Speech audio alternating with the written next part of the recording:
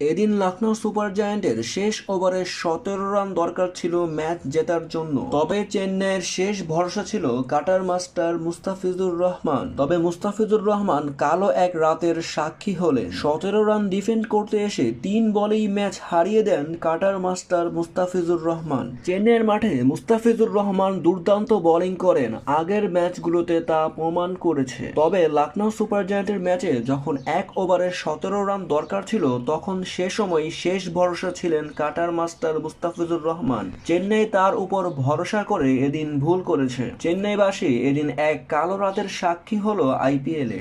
এদিন মুস্তাফিজুর রহমান 3 ওভার 3 বল করে 51 রান দিয়ে একটি উইকেট শিকার করেন, যেখানে তার ইকোনমি রেট 14.57।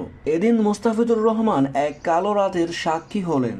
মুস্তাফিজকে দিয়ে এমন পারফরমেন্স আশা করেনি চেন্নাই সুপার কিংস। তবে আরও জানতে এই চ্যানেলটিকে এখনই সাবস্ক্রাইব করুন।